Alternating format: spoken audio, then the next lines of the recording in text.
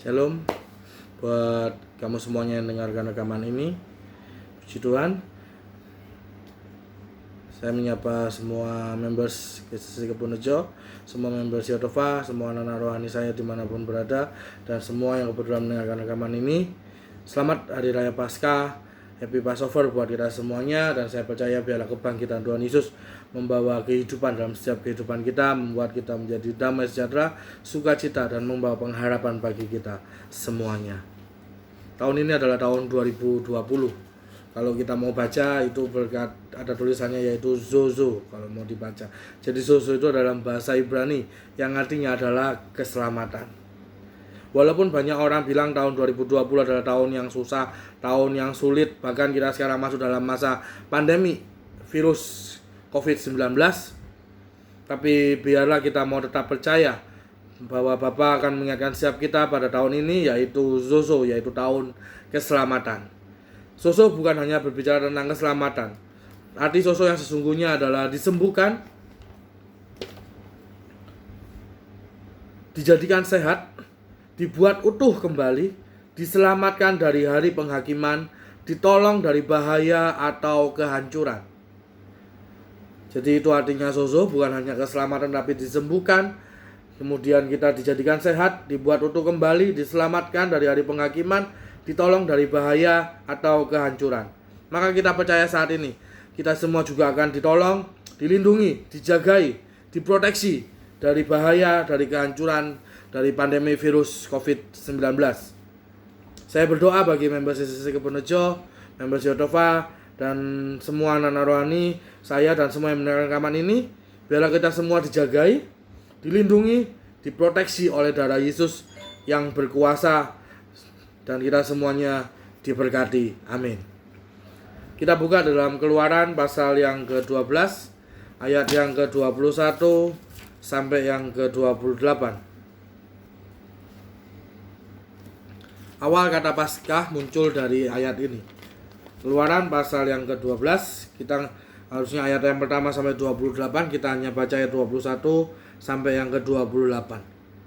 Lalu Musa memanggil semua tua-tua Israel serta berkata kepada mereka, "Pergilah, ambillah kambing domba untuk kamu dan sembelilah anak domba Paskah.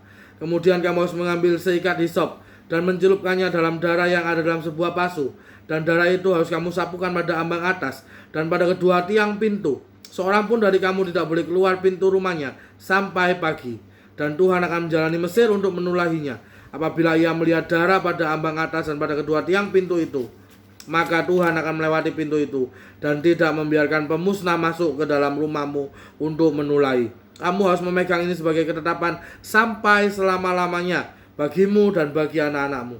Dan apabila kamu tiba di negeri yang akan diberikan Tuhan kepadamu, seperti yang difirmankannya, maka kamu harus pelihara ibadah ini.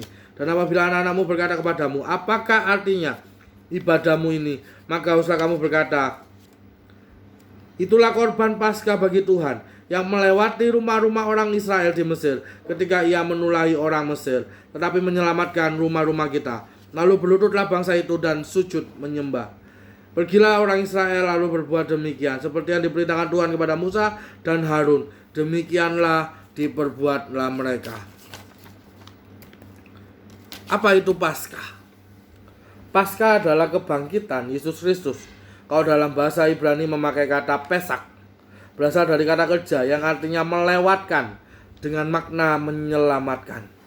Menurut Kamus Alkitab, Paskah adalah hari raya peringatan pembebasan umat Israel dari perbudakan di Mesir. Dengan penyembelihan anak domba dan pengolesan darah anak domba itu di tiang pintu rumah mereka. Ini yang merupakan tipe pembebasan orang Kristen berkat darah Kristus dari perbudakan dosa. Jadi Paskah berarti yang pertama adalah kebebasan atau kemerdekaan, dan yang kedua artinya keselamatan. Yang pertama kebebasan atau kemerdekaan. Kita semua benar-benar sudah dibebaskan, benar-benar sudah merdeka. Karena anak itu, yaitu Yesus Kristus, dengan darah anak domba yang tidak bercacat celah, kita sudah dibebaskan, kita sudah dimerdekakan. Kita buka dalam Yohanes 8 ayat yang ke-36. Yohanes 8 ayat 36. Jadi apabila anak itu memerdekakan kamu, kamu pun benar-benar merdeka. Perikopnya adalah kebenaran yang memerdekakan. Jadi Yesus Kristus yang sudah memerdekakan kita, maka kita sudah benar-benar merdeka. Merdeka dari apa? Dari dosa, dari sakit, bahkan dari virus COVID-19. Merdeka. Hore, kita sudah benar-benar merdeka. Karena anak itu, Yesus Kristus, darah itu yang sudah memerdekakan kita. Yang kedua adalah keselamatan. Bangsa Israel diselamatkan dari tulah anak sulung mati. Kita ingat bahwa ada 10 tulah yang menulahi bangsa Mesir.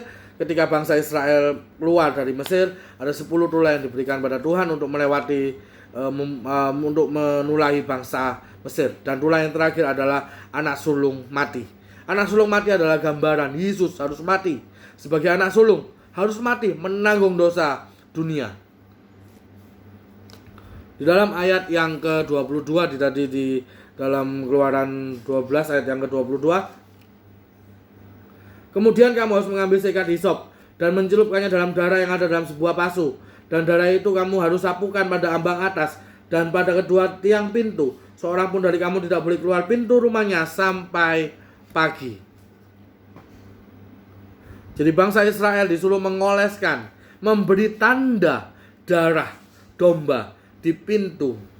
Maka tulah itu akan melewati, tulah anak sulung mati, anak sulung meninggal itu akan melewati bangsa Israel, di mana yang rumahnya adalah tanda darah. Dan itu adalah tanda darah dengan darah anak domba, darah binatang, darah hewan. Dan kita percaya saat ini kita punya darah yang berkuasa, yaitu darah Yesus Kristus. Darah Yesus Kristus lebih berkuasa daripada darah hewan. Di situ tadi kita lihat ada disebutkan kata hisop. Hisop bicara tentang pentahiran. Tahir itu artinya adalah dari najis atau kotor diubahkan menjadi suci. Zaman dulu seorang yang sakit kusta itu dia sebutnya najis. Tetapi Tuhan membuat dia menjadi tahir. Nah, itu arti daripada hisop. Kita ditahirkan, kita dikuduskan, kita disucikan satu kali dan untuk selama-lamanya. Di dalam Ibrani pasal yang ke-10 ayat yang ke-10 dikatakan demikian. Dan karena kehendaknya inilah kita telah dikuduskan satu kali untuk selama-lamanya oleh persembahan tubuh Yesus Kristus. Haleluya. Jadi kita dikuduskan satu kali untuk selama-lamanya oleh persembahan tubuh Tuhan Yesus Kristus. Tadi kita lihat, kita baca bersama bahwa darah domba dioleskan atau ditandai di ambang atas dan di kedua tiang pintu. Ambang atas dan kedua tiang pintu. Itu artinya tau atau tanda salib atau Christ, yang artinya adalah Kristus. Tanda salib. Dan saya percaya tanda tau, tanda darah itu ada dalam setiap sel tubuh kita. Maka kita dilindungi, kita dijagai, kita diproteksi oleh darah Yesus, darah Kristus, maupun kita diproteksi dari virus COVID-19. Sempurna perlindungannya dalam setiap kehidupan kita. Yesus mati supaya kita hidup. Kalau Yesus tidak mati, maka kita pasti binasa. Maka bersyukurlah, Yesus sudah mati menggantikan dosa dunia. Haleluya. Dan Yesus sudah bangkit pada hari yang ketiga. Kita merayakan Paskah, hari kebangkitan Tuhan Yesus hari ini, karena dia mengalahkan maut. Sebab Yesus bangkit, sebab Yesus hidup, maka ada hari esok.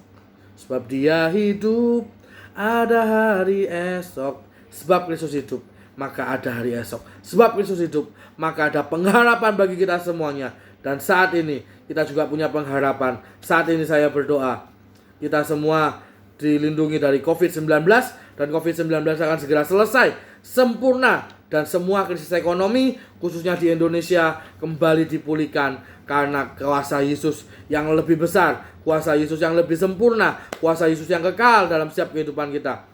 Dan kita percaya kuasa Yesus lebih besar daripada virus COVID-19. Terima kasih Bapa karena kasih-Mu bagi setiap kami. Terima kasih buat kasih-Mu yang tanpa syarat. Haleluya. Jadilah percaya, jadilah sehat sempurna, jadilah diberkati. Amin. Shalom buat kita semuanya. Tuhan Yesus memberkati kita. Haleluya.